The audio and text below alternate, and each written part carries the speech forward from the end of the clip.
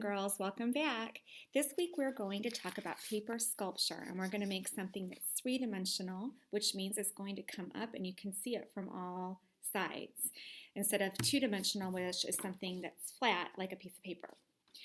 First, I'm going to tell you a little bit about the artist that inspired me for this project, and then I'm going to show you some ideas on how you create yours.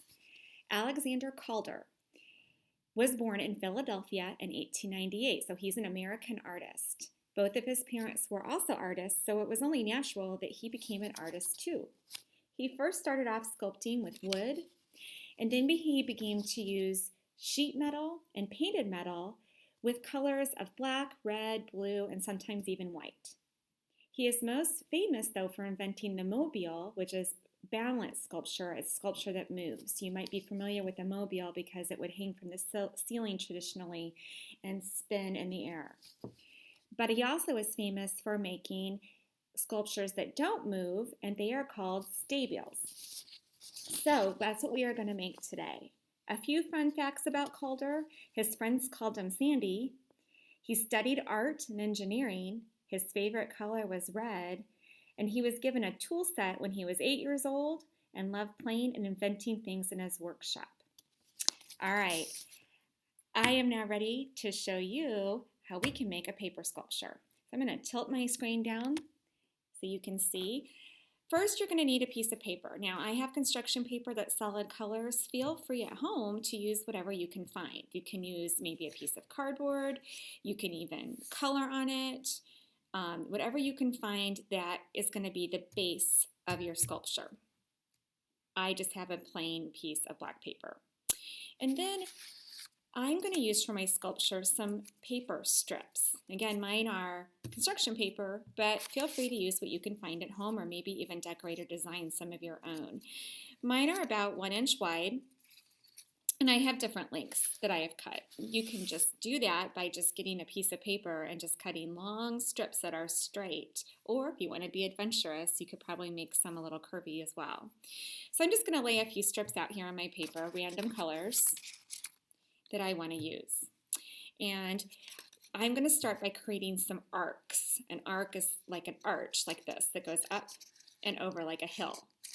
So I'm going to push these to the side. I know I want to use them, but I'm going to take my one strip that I want to use first, and I'm just going to fold it at each end. This creates a flat surface that I can put glue on. I'm going to use a glue stick. Now, you can use liquid glue if you have a bottle of glue. It works perfectly fine, but just remember you only need a little dot, not a lot, when you use glue. You don't want to make a big glue mess. Also, you always put your glue on the smaller piece of paper when you're gluing two pieces of paper down. So the strip is smaller than the black paper, so the glue goes on that. So I've got glue on each side. I'm going to hold it down, and I'm going to keep my finger on here for a little bit, maybe count to 10 in my head. So it gives it a little chance to stick before I let go. And that's my first arch. Okay. Now I'm going to make another one. So I am going to use blue. Again, I'm going to do the same thing I did before. I'm going to fold the end. Give it a little bit of glue on each end.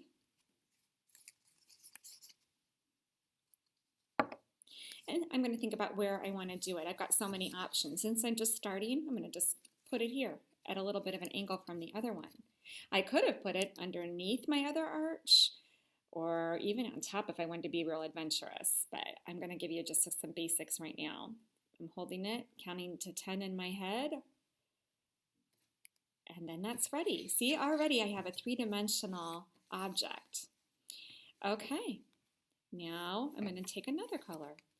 You can use the same colors too. I'm just using what I have. This time, I'm going to try something a little different. I am going to try to make this be a circle.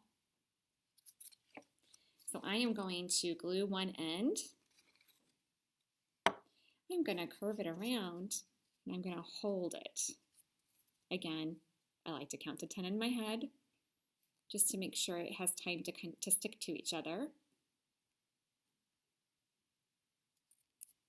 And now I have a circle.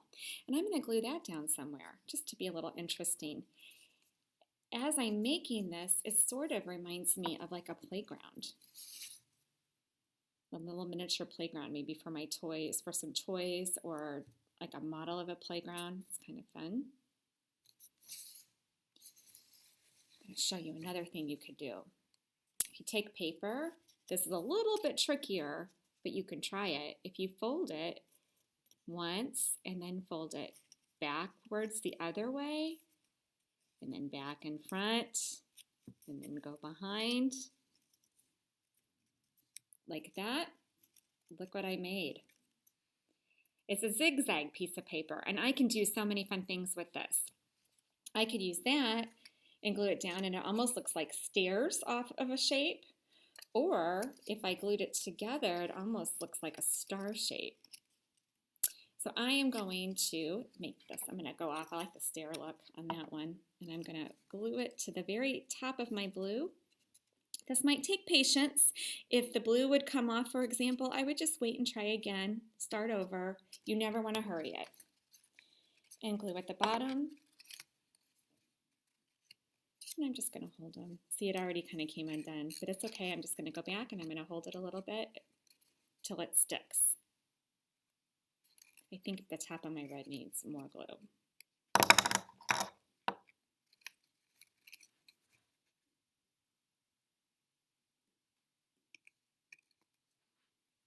So this is the start of my paper sculpture. There are so many things I can do with this.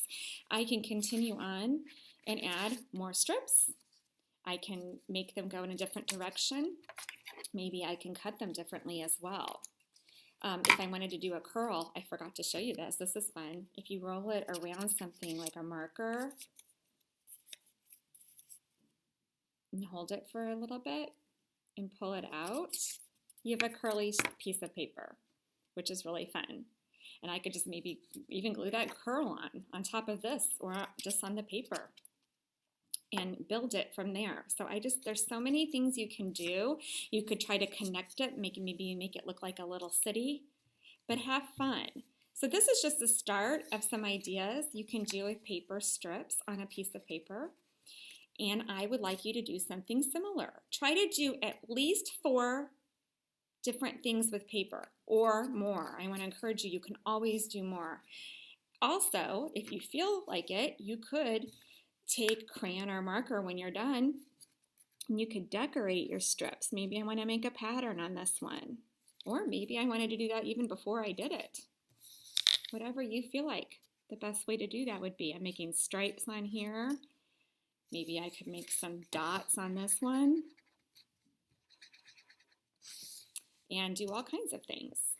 So this is the start of my sculpture. And I can't wait to see what you make for me. Use what you have at home.